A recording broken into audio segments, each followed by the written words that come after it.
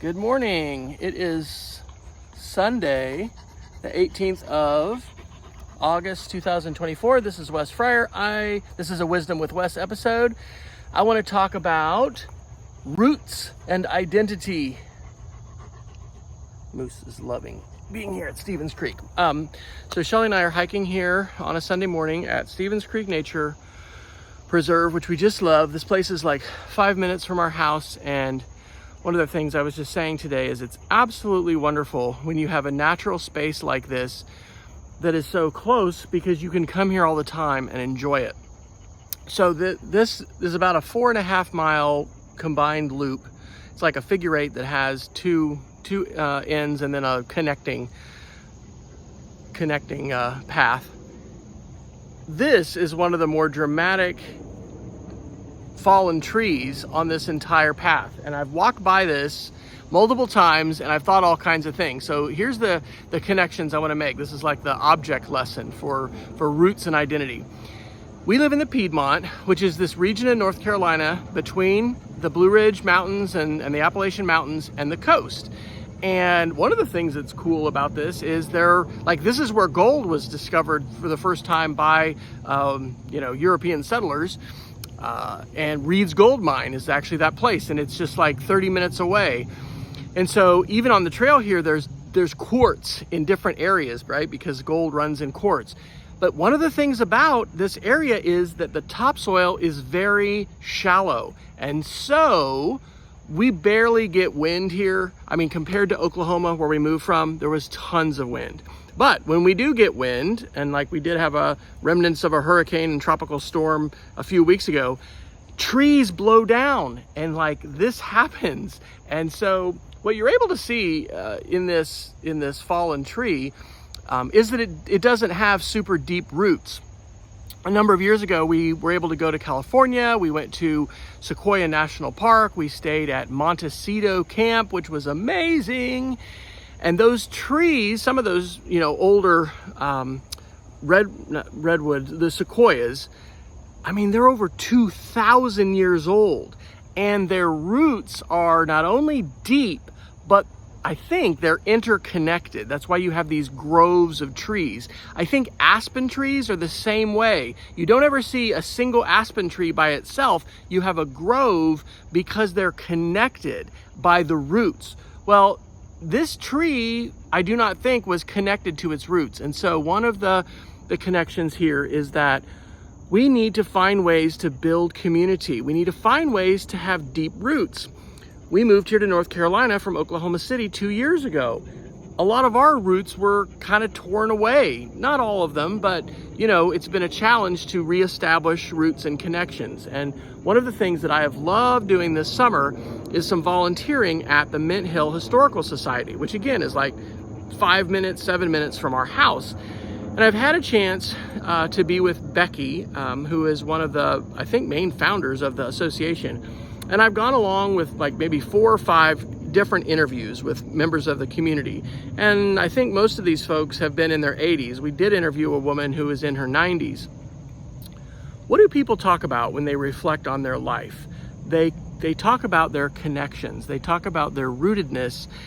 Nobody says, gosh, I wish I'd stayed at work longer. Nobody says, wow, I wish I'd bought more things and had more possessions. They talk about their family. They talk about memories together. They talk about holiday time.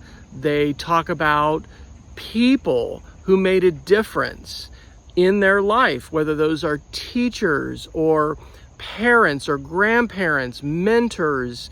Those are the things that people remember and that they treasure and they value. And I think that is an important part of rootedness. So I'm going to see if Shelly wants to say a couple things about rootedness, because she was having very different thoughts about this. We always have these wide-ranging talks when we go on these hikes, or we often do. Interviewing a member of your family, interviewing members of your community, interviewing people about their lives and their memories. That is a very positive thing to do, a very enjoyable thing, but it helps us reflect on the things that matter. And then I also think it's good to find ways to be in proximity with other people who aren't normally part of our loop or our routine, and to build community together around things that we have in common. Even meeting people here on the trail, dog owners, like, I don't know, there's these little interactions, but I think they can really add value to our lives. They can help us feel connected, help us feel rooted.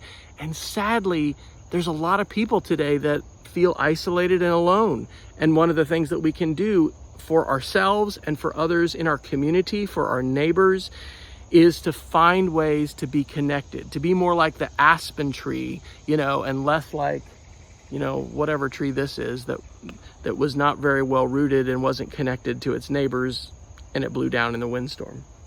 Shelley, you want to say a couple things?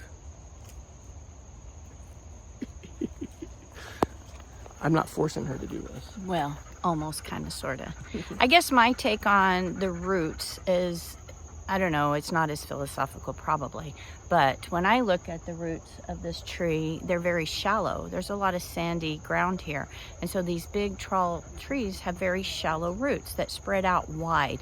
And I think having moved here a couple years ago, I can relate to that, in that I feel like I'm temporary here. I feel like I'm still trying to find my way and try to find a solid foundation in a community. And so my roots are stretching out really wide to try to find anchor points. And so over time, I hope that once I find those anchor points of stability, then my roots can grow a little deeper in that. But for right now, I feel like I'm kind of spreading a wide net out into a lot of different areas to kind of feel where I can anchor myself. So, I'm 2 years now into a job that I love. And so I'm starting this year a little more comfortable knowing people's names, knowing my routine, knowing my schedule. And so I have that anchor point, but now my roots are growing a little deeper now. And so to further anchor me in. So anyway, that's kind of what I see when I see this tree with these roots. Hopefully I'm not going to be falling over anytime soon, but if I do, I want to have a strong foundation to fall on. So.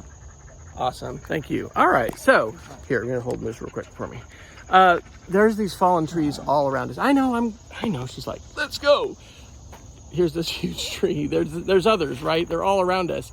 And one of the things Shelley had said earlier, she was thinking about the biosphere and the ways in which, fallen trees decompose, and they provide this fertile soil and fertile environment for the growth of others. And that's part of what we want to do in our life, right? We want to leave a lasting legacy. We want to make an impact and make a difference. And so anyway, this is the first time I've ever invited Shelley to be on a Wisdom with Wes episode. This is a playlist on YouTube. You can just Google Wisdom with Wes and you should be able to find the playlist. But we frequently, not every week, but every month or so, record a podcast called Wes and Shelly Share. And so you can find that by going to shellyfryer.com/podcast. And if you're interested in more thoughts that we have, we are in the Empty Nest, and we are here in beautiful North Carolina, where it is gorgeous.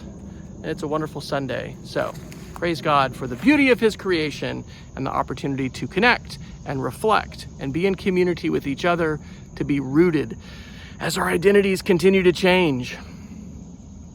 Have a great week.